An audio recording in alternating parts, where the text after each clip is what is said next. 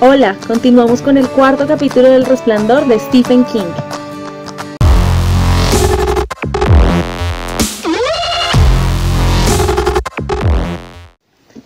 El país de las sombras. Danny sintió que le flaqueaban las piernas y a las 4:15 subió en busca de su leche y sus galletas. Las engulló mientras miraba por la ventana. Después entró a besar a su madre que se había echado. Wendy le sugirió que se quedara a ver un programa de televisión, porque así el tiempo pasaría más rápido, pero él negó con la cabeza y volvió a sentarse en el bordillo de la acera. Aunque no tuviera reloj ni supiera leer todavía la hora, Danny se daba cuenta del paso del tiempo por el alargamiento de las sombras y por el tono dorado que empezaba a adoptar la luz de la tarde. Mientras giraba el planeador entre sus manos, empezó a tararear. Salta sobre mí, Lu, no me importa. Salta sobre mí, Lu, no me importa. Mi maestra se marchó, Lu, Lu, salta sobre mí. Él y sus compañeros solían entonar esa canción en el jardín de infancia Jackie Jill, donde iba cuando vivían en Stonington. Pero ahora no iba al jardín porque papá no tenía dinero suficiente para mandarle. Danny sabía que su madre y su padre estaban preocupados por eso, ya que aumentaba su soledad, y aún más importante les preocupaba que Danny pudiera culparlos. Pero en realidad él no quería seguir yendo al viejo Jackie Jill, era para bebés, y aunque él todavía no era un chico grande, tampoco era un bebé. Los chicos mayores iban a la escuela de los mayores, donde les servían un almuerzo caliente. El año próximo iría a primer grado. Este año era como un lugar intermedio entre ser un bebé y un chico mayor. No obstante, estaba bien. Echaba de menos a Scott y a Andy, principalmente a Scott, pero no podía quejarse. Parecía mejor estar solo para esperar cualquier cosa que pudiera suceder. Danny entendía muchas cosas de sus padres y sabía que a menudo a ellos no les gustaba que él lo entendiera, negándose incluso a creer que así fuera. Sin embargo, algún día tendrían que aceptarlo. Él se conformaba con esperar. Pero era una pena que no pudiera creerlo, especialmente en momentos como aquel. Mamá estaba echada en su cama a punto de llorar de tan preocupada que estaba por papá. Algunas de las cosas que le preocupaban eran demasiado complejas para que él las entendiera. Cosas vagas que tenían que ver con la seguridad, con la imagen de sí mismo, de papá, con sentimientos de culpa y enojo, y con el miedo por lo que podría suceder con ellos. Pero las dos cosas principales que en ese momento le preocupaban era que papá hubiera tenido una avería en la montaña o que hubiera ido a hacer algo malo. Danny sabía perfectamente que era algo malo, desde que se lo había explicado Scotty Aronson, que tenía 6 meses de edad más que él. Scotty lo sabía porque también su papá había hecho algo malo. Le había contado que una vez su padre había golpeado a su madre y la había derribado. Finalmente los padres de Scotty se habían divorciado por culpa de aquel algo malo. De modo que cuando Danny lo conoció, Scotty vivía con su madre, y únicamente veía a su padre los fines de semana. El mayor terror de la vida de Andy era el divorcio, palabra que se le aparecía mentalmente como un cartel pintado con letras rojas cubiertas de serpientes sibilantes y venenosas. Cuando había un divorcio, los padres se separaban y se peleaban por el hijo en el tribunal. Luego uno tenía que ir a vivir con uno de ellos y al otro casi nunca lo veía, hasta que ese con el que estaba podía casarse con alguien que uno no conocía, si les entraba mucha prisa. Lo que más aterrorizaba a Danny del divorcio era que había notado que esa palabra estaba presente en la cabeza de sus padres, a veces en forma difusa y relativamente distante, pero otras como algo tan denso, oscuro e impresionante como las nubes de tormenta. Ocurría así desde el día que papá le castigó por desordenar y ensuciar los papeles que tenía en su estudio, y el médico tuvo que escayolarle el brazo. El recuerdo del episodio se había desvanecido, pero el recuerdo de las ideas de divorcio era nítido y angustiante. Era una idea que por aquel entonces había rondado principalmente a su madre, y Danny había vivido en el terror constante de que ella arrancara la palabra del cerebro y la pronunciara convirtiéndola en realidad. Divorcio. Era una corriente subterránea constante en el pensamiento de sus padres, una de las pocas ideas que Danny podía detectar, como se percibe un ritmo musical sencillo. Pero al igual que un ritmo, la idea central no era más que la espina dorsal de otras ideas más complejas, de cosas que él todavía ni siquiera podía interpretar, que se le presentaban como colores y estados de ánimo. Las ideas de divorcio de mamá giraban en torno de lo que papá le había hecho en el brazo y de lo que había sucedido en Stonington, cuando se quedó sin trabajo por culpa de ese George Hatfield, que se había enfadado con papá y le había pinchado las ruedas del coche. Las ideas de divorcio de papá eran más complejas, de un color violeta oscuro y surcadas por aterradoras venas negruzcas. Al parecer, papá pensaba que ellos estarían mejor si él se marchaba, que las cosas dejarían de hacer daño. Su padre siempre hacía daño, sobre todo por su deseo de hacer algo malo. Esto también era algo que él casi siempre detectaba, la constante ansiedad de su padre por refugiarse en un lugar oscuro, ver un televisor en color, comiendo cacahuetes que iban sacando de un tazón y hacer algo malo, hasta que el cerebro se le aquietara y le dejara en paz. Pero esa tarde, su madre no tenía necesidad de preocuparse y Danny habría querido decírselo. El coche no se había averiado ni papá estaba en ninguna parte haciendo algo malo. En ese momento estaba a punto de llegar a casa, recorriendo la carretera entre Lyons y Boulder. Por el momento, papá no pensaba siquiera en hacer algo malo. Pensaba en... Danny miró furtivamente a sus espaldas, hacia la ventana de la cocina. A veces cuando se esforzaba mucho en pensar, las cosas reales se alejaban y veía otras que no estaban. En cierta ocasión, poco después de que le hubieran escayolado el brazo, tuvo una de esas experiencias. En aquel momento sus padres no se hablaban, pero pensaban, eso sí. Las ideas de divorcio se cernían sobre la mesa de la cocina como una nube negra llena de lluvia, preñada, próxima a estallar. Él se sentía tan mal que no podía comer. La idea de comer con toda esa nube negra de divorcio encima le producía náuseas. Y como todo le parecía tan desesperadamente importante, Danny se había sumergido por completo en la concentración y había sucedido algo. Cuando regresó al mundo de las cosas reales, estaba tendido en el suelo, manchado de judías y puré de patatas, y su mamá lo tenía en brazos llorando mientras papá llamaba por teléfono. Él se había asustado y había tratado de explicarles que no pasaba nada, que eso era lo que le sucedía cuando se concentraba para entender más de lo que normalmente podía. Intentó explicar lo de Tony, a quien ellos llamaban su compañero de juegos invisible. Ha tenido una alucinación, dijo su padre, y aunque ahora parece estar bien, quiero que lo vea el médico. Cuando el médico se marchó, mamá le hizo prometer que jamás volvería a hacer eso, que nunca volvería a asustarlos de esa manera, y él había accedido. En realidad también estaba asustado porque al concentrarse su mente había volado hacia su padre, y por un momento antes de que apareciera Tony, como siempre llamándole desde lejos, y las cosas raras eclipsaran la cocina y la tajada de asado sobre el plato azul, su conciencia había atravesado la oscuridad de su padre hasta hundirse en una palabra incomprensible, mucho más aterradora que divorcio, y esa palabra era suicidio. Danny jamás volvió a encontrarla en la mente de su padre, y ciertamente no había vuelto a buscarla, no deseaba saber con exactitud el significado de esa palabra. Sin embargo, le gustaba concentrarse porque a veces Tony, aunque no siempre, venía. A veces las cosas simplemente se ponían borrosas durante un minuto y después se aclaraban, pero otras en el límite mismo de la visión se le aparecía Tony, llamándolo a distancia, haciéndole señas. Le había sucedido 2 veces desde que se mudaron a Boulder, y Danny recordaba lo sorprendido y contento que se había sentido al descubrir que Tony lo había seguido desde Vermont. Así pues, no había perdido a todos sus amigos. La primera vez él estaba en el patio y no sucedió nada especial. Simplemente Tony le hizo señas y después hubo oscuridad. Y unos minutos más tarde, Danny regresó a las cosas reales con algunos vagos fragmentos de recuerdo, como de un sueño enmarañado. La segunda vez, 2 semanas antes, había sido más interesante. Tony le hacía señas pronunciando un lejano «Danny, ven a ver». Parecía como si estuviera levantándose y después hubiera caído en un profundo agujero como Alicia en el País de las Maravillas. Luego Danny bajó al sótano de la casa y Tony estuvo junto a él, señalándole en las sombras el baúl donde su padre guardaba los papeles importantes, especialmente la obra. ¿Lo ves?, le preguntaba Tony con su voz musical y distante. Está ahí, bajo la escalera. Los hombres de la mudanza lo pusieron bajo la escalera.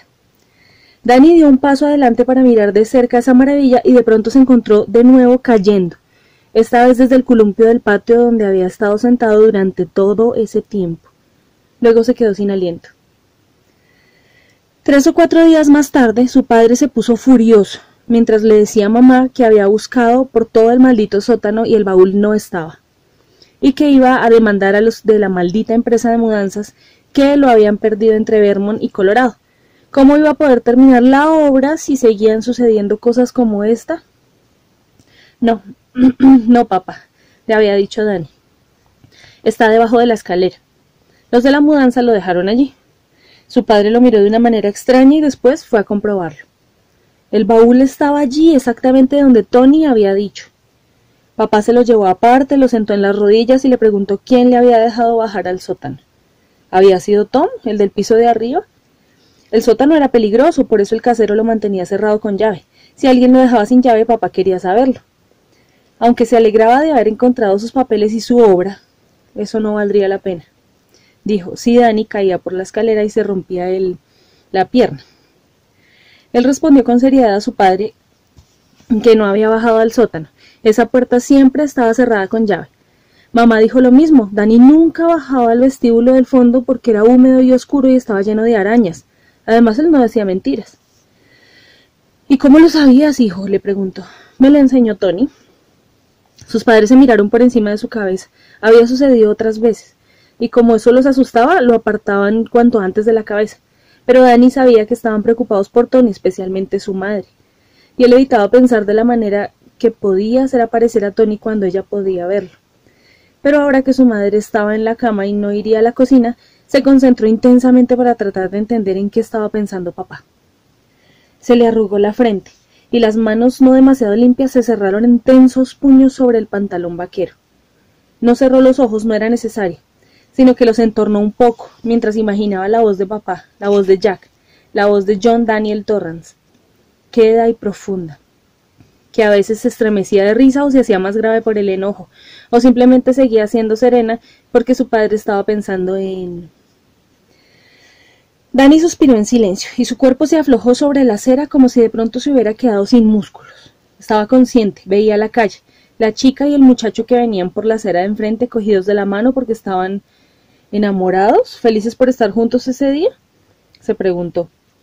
Veía las hojas de otoño arremolinándose en el arroyo, como ruedas amarillas de formas irregulares. Veía la casa de enfrente a la que pasaban y se fijó en que el tejado estaba cubierto de tejas, sí. Creo que no habrá problemas si la caída de aguas. Así estará perfecto. Ese Watson, qué personaje. Ojalá le encuentre un lugar en la obra. Si no tengo cuidado, terminaré por meter en ella a todo el maldito género humano. Sí, Texas. ¿Habrá clavos allá afuera? Ah, la mierda, olvidé preguntárselo. Bueno, son fáciles de conseguir. En la ferretería de Sidewinder, avispas. Es la época en que anidan. Tal vez tendría que conseguir un pulverizador de insecticida para cuando saque las tejas viejas, las nuevas, las tejas. Así que estaba pensando en eso. Había conseguido el trabajo y estaba pensando en las tejas. Dani no sabía quién era Watson, pero todo lo demás le parecía bastante claro. Y por fin podría haber un avispero tan seguro como que se llamaba Dani. Dani. Levantó los ojos y allí estaba Tony, en la calle, de pie junto a una señal de stop, saludándolo con la mano. Como siempre, Dani sintió una cálida oleada de placer al ver a su viejo amigo, pero esta vez le pareció sentir también una punzada de miedo, como si Tony hubiera venido con una sombra oculta en la espalda, quizá un bote lleno de avispas que cuando quedaran en libertad lo picarían despiadadamente. Pero debía ir. Sentado en el bordillo de la acera, las manos se le deslizaron entre los muslos para quedar colgando por debajo de la entrepierna. Hundió el mentón en el pecho, después notó un tirón leve e indoloro. Una parte de él se levantó y echó a correr hacia Tony, hacia un cono de oscuridad. ¡Dani! La oscuridad estaba surcada por una blancura acechante, un ruido convulsivo, como un acceso de tos y sombras doblegadas, torturadas, que se revelaron como abetos agitados en la noche por una borrasca atronadora. Nieve girando en una danza macabra, nieve por todas partes. «Demasiado profunda», exclamó Tony desde la oscuridad, y en su voz había una tristeza que aterró a Dani. «Demasiado profunda para salir». De pronto surgió otra forma, amenazante en el fondo. Era rectangular y enorme. Un tejado en pendiente, blancura que se perdía en la oscuridad tormentosa y muchas ventanas. Era un edificio largo con tejas de madera. Algunas tejas eran más verdes, más nuevas. Las había puesto su padre con clavos de la ferretería de Sidewinder. Ahora la nieve estaba cubriendo las tejas. estaba cubriéndolo todo. Vio una luz verde sobrenatural que se encendió frente al edificio parpadeando y convirtiéndose en una gigantesca calavera que sonreía sobre dos tibias cruzadas. «¡Veneno!», advirtió Tony desde la flotante oscuridad. «¡Veneno!». Otros signos parpadeaban ante sus ojos, algunos en letras verdes, otros escritos en tablas que se inclinaban y torcían bajo el empuje de la ventisca. «Prohibido nadar», «peligro», «cables electrizados», «prohibido entrar en esta propiedad», «alta tensión», «tercer riel», «peligro de muerte», «cuidado», «no entrar», «se disparará sobre los infractores». Dani no entendía ninguno de ellos, pero todos le daban una sensación de terror onírico que se filtró en los huesos oscuros de su cuerpo, como esporas leves que morirían a la luz del sol. Los carteles se desvanecieron. Ahora estaba en una habitación oscura, llena de muebles extraños. La nieve golpeaba las ventanas como si arrojaran arena. Dani sentía la garganta seca, le escocían los ojos y el corazón martillaba en su pecho. En el exterior se escuchaba un ruido hueco, retumbante, como el de una puerta espantosa que se abre bruscamente de par en par. Luego ruido de pasos.